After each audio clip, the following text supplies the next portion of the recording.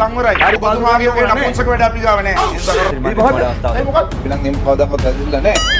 අම්මගේ රෙද්ද තමන්ගේ පොලිසිය මිනිහව බේරගන්නේ නැහැ. ආණ්ඩුවේ මිනිහව බේරගන්න මේ හදන්නේ. පොලිසිය උනා කවුරුත් බේරගන්න ඕනේ නෑනේ තමන්ගේ කියලා. ඉන්නේ මොකක්ද? මම දන්නේ ඒක ඒක කරන්න හදනවද? මේක බොරු කියන තරක් නෙමෙයි දාසනේ. මට තේරෙන්නේ ඔබට ජනාධිපති අපේක්ෂකයි. නෑ ඒක තමයි අනවතෝ තෝ හරම් Boom, bam, bop, bada bop, boom, pow.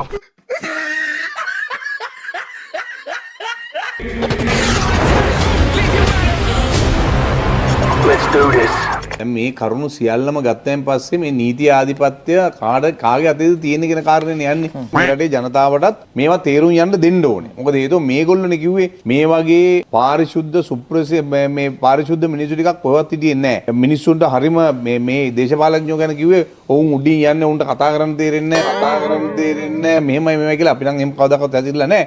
ජීවිතේට නෑ බං. ජීවිතේට නෑ. මෙම එක දවසක් වාගේ වාචාලකම බොරු කිව්වේ නෑ. වාචාලකම නෑ නෑ අනේ ඔයා බොහොම සංවරයි. හරි ඔබතුමා බොරු කියන්න එපා. ඔයාගේ වාචාලක ඔයා තියාගන්න. බොරු කියන්න එපා. ඔයා ඔයාගේ කතාවේ ඔප්පු කරලා දෙන්න. ඔබතුමාගේ ඔය නපුංසක වැඩ අපි ගාව නෑ. ඒ සකරාකට තියාගන්න. කවුද කියලා මම බොහොම පැහැදිලිව දන්නවා. අපි දන්නා කතා කරමු ඕන්න. අපි කතා කරමු නේද? කරමු. කතා කරමු. හරි කතා කරමු. කතා කරමු. කතා කරමු. හරි නපුංසක වැඩ. ඔයා කර්මා කරලා ගෑගන්න නිකන් පටන් ගන්න එපා. හරි බොරු කිය කිය. දන්නේ නැතුව දන්නේ නැති බම්බෝල් කතා කරන්න. හරි එතකොට පොඩක් ඉන්නවා කතා කරලා ඉන්න. කියන්න එපා.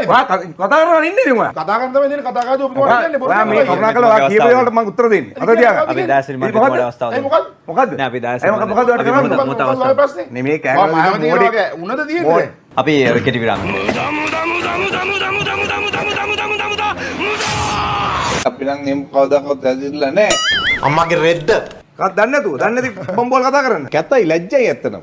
ඊය කියලා කියන්න තියෙන්නේ. ශාන්ත පද්ම කුමාර මන්ත්‍රීවරයාගේ සහ කොස්තාපල්වරයාගේ ගැටලුව මොකක්ද ඔබ මේ විශ්වාස කරන්නේ? මේ පොලිසියේ නිලධාරී. දැන් පොලිසිය කට්ටිය ඇවිල්ලා මොකද කියන්නේ? පොලිසිය අය කියන කවුරු හරි විසින් පෙළඹවීමක් කරාද මේ වගේ බොරු පැමිණිල්ලක් දාන්න. දැන් බලන්න පුදුම ඒ කියන්නේ මාර හිතවිලි තියෙන පොලිසිය. තමන්ගේ පොලිසිය මිනිහව බේරගන්නේ නැහැ. ආණ්ඩුවේ මිනිහව බේරගන්න මේ හදන්නේ. මොකද්ද මේ කරන්නේ? නෑ කවුරු මේ ඇයි ඔබ කවුරුත් පොලිසිය උනාත් කවුරුත් බේරගන්න ඕනේ නෑනේ තමන්ගේ කියලා. තමන්ගේ පොලිසිය මිනිහව බේරගන්නේ මම කියන්නේ කවුරු නෑ මම කියන්නේ ඒක නෙමෙයි. මම කියන්නේ ඒක නෙමෙයි. වත්පත් සාකච්ඡාවේ සීනඩිය ජෙවිලා කියනවා මොහු මොකක් හරි වැරදක් කළා දෙනවා නැත්නම් කාගේ හරි පෙළඹවීමකට මේක කරලා දෙනවා. අපි පොලිස් මුලස්ථානයේ නිවේදනෙම තියෙන්නේ පැමිණිල්ල එන්නේ කොස්තාපල්වරයාගෙන් තමයි. සමහර කට්ටිය තමන්ට ගහගෙන නැත්නම් මොකක් හරි එකකින් ගහගෙන ගෙදර රණ්ඩුවක් වෙනවා. තමන්ගේ අත කපාගෙන හරි මොකක් හරි කරගෙන හරි ගිහිල්ලා හැබැයි පැමිණිල්ල දානවා ඉස්සෙල්ලාම යා. හරිද? හැබැයි මිනිහා තමයි පැනලා අර ගෙදරට ගහලා තියෙන්නේ. අපි ওই ශාන්ත මන්තුමාගේ සිද්ධිය සම්බන්ධව මට ඒ සහෝදරයෙක් දිගින් දිගටම කතා කරා. මොකද? ගතලා ඉන්නේද? ඔව්. මේ සහෝදරයා මොකද්ද ඔයාලට කියන්න ඕනේ කියලා කිව්වේ? සූර්යකාන්ත පොලිස් වසමේ ප්‍රශ්නයක් දැන් දුරදිග යනවනේ. මේක සමාජගත කරලා තියෙන්නේ ශාන්ත මහත්තයාගේ ගංජා හේනක් කියලානේ. ඔව්. ඕකේ ඇත්තටම පොඩි බකට් එකක පැලයක් තිබිලා පොලිසිය ගිරින් දැම්මා කියලා තමයි රාවේ යන්නේ. නමුත් එහෙම දෙයක් නෙමෙයි. ශාන්ත මහත්තයාගේ ඉඩමට යාබද ඉඩමක ඒ ඉඩමේ වගා කරපු අයගේ තමයි ඒ ගංජා පැල දෙක හදලා තියෙනවා කියන්නේ. මේගොල්ලෝ පසුව ඔය නාට්‍යයක් වගේ දෙයක් රඟපෑවා. මේක පොලිසියෙන් ගෙනල්ලා දීලා ඒගොල්ලන්ට බලෙන් මේක දුන්නා කියලා මේ බාර ගන්න කියලා ඔයිසි මහත්තයාට ඇතුළු ඒ කණ්ඩායමට දෝෂාරෝපණයක් ආවා. කොහොම හරි ඒක නැවත විමර්ශනය කරගෙන යද්දී ඒගොල්ලෝ ඒ වරද පිළිගත්තා. ඒගොල්ලෝගේ අතින් තමයි ඒගොල්ලෝ තමයි කරේ කියන එකත් එතෙන්දී කියනවා මේ අපි ගංජා පාවිච්චි කරන්නේත් නැහැ කියලා. ඊට පස්සේ ඒගොල්ලන්ගේ තිබිච්ච නඩුත් අහු වෙනවා. ඇත්තටම ওই ප්‍රශ්නේ චූටි තැනකින් අවසන් කරන්න තිබ්බා. ශාන්ත මන්ත්‍රීතුමාට කියන්න තිබ්බා. මේ ඔව් මගේ මේ මට අයිති ඉඩමක් තමයි ඒක. මම ඒගොල්ලන්ට දීලා තියෙන එක වගා කරන්න.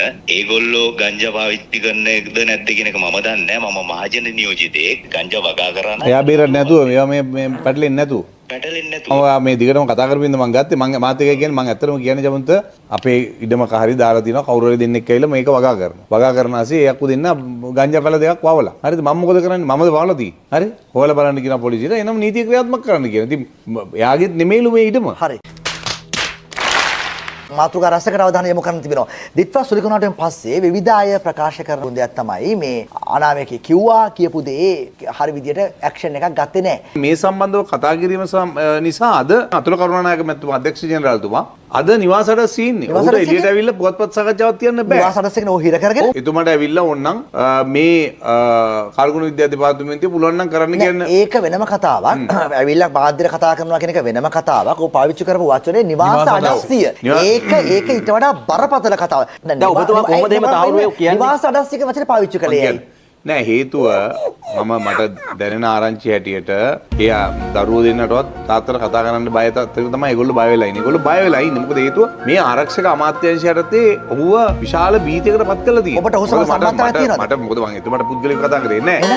ඒ උන්ගේ වටපිටායෙන් දැනගන්න තිබෙන කාරණාත් එක මම කියන්නේ. රටේ ජනතාවට බොරු කියන එක අද විපක්ෂයේ කාර්යභාරය කරගෙන. නීතිඥයෙක් දයාසිරි කියන්නේ. නමට අර අපේ අධිකරණ ඇමතුමා කියනවා නඩු නම් කතා කරලා නෑලු. නීතිඥයා වුණාට. එහෙම ගොඩක් නීතිඥයෝ ඉන්නවා. ජනතාවට බොරු කියන එක මේගොල්ලෝ පුරුද්දක් කරගත්ත වෙන මොකුත් නිසා නෙමෙයි. වෙන කියන්න දෙයක් නෑ ගරු කතානායකතුමා. ඔහු හිර කරගෙන වගේ ඉන්නවා. හිර කරන්න කියන්නේ ඔහුට එළියට ඇවිල්ලා ප්‍රකාශයක් කරන්න දෙන්නේ ඔහුට දිගින් දිගටම බලපෑම් කරනවා. මේක මෙහෙම උනේ නැහැයි කියලා කියන්නේ. ඔහු ප්‍රකාශයක් කරන්න සූදානමින් ඉන්නේ මොකක්ද? නෑ මම දන්නේ ඒක ඒක කරන්න හදනවද? මේක බොරු කියන තරක් නෙමෙයි දයාසිරි.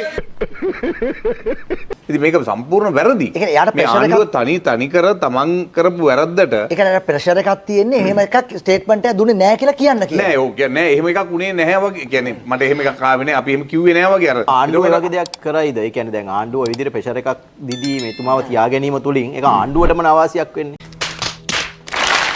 බොරු ජනගත කරපු නීතිඥ පදවිය ගත්තට නඩු නොකියන දයාසිරිට අඩුම ගානේ මේ ටිකවත් බලලා ඉගෙන ගන්න ඊට පස්සේ කරුණක් කියනවා. මේ චාමර සම්පත් දසනායකගේ ප්‍රකාශය.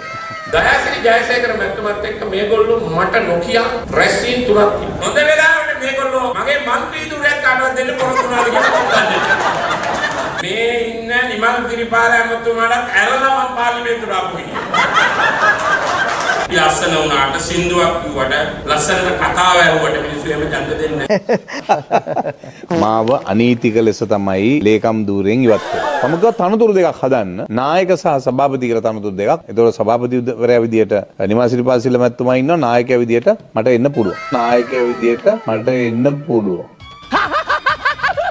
මම දිගටම හිටපු මතය තමයි චමුත් මම ආපහු ජාතික සංවිධායක ධූරයක් ගිහලා වැඩ කරන්න උවමනා නැහැ. තනතුරක් නේද පක්ෂේ? ඔව් තනතුර හොඳයි. නමුත් ප්‍රශ්නේ තියෙන්නේ ওই කතාවම තමයි දුවින්සනායක මහත්තයා මට කිව්වේ. ඔයාලට ජනාධිපති අපේක්ෂක වෙන්නත් පුළුවන් කිසි ගැටලුවක් නැහැ. නාමල් රාජපක්ෂ ජාතික සංවිධායක ඔයාලටත් මේක අරගෙන රටවටේ යන්න පුළුවන්. හැබැයි අනුක මතක තියාගන්න ඕනේ නාමල් රාජපක්ෂ ජාතික සංවිධායකකට තාත්තත් පක්ෂේ නායකයා.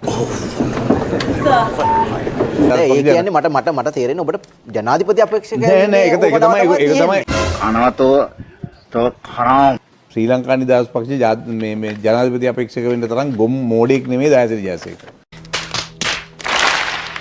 Boom, bam, bop, bada bop, boom, pow.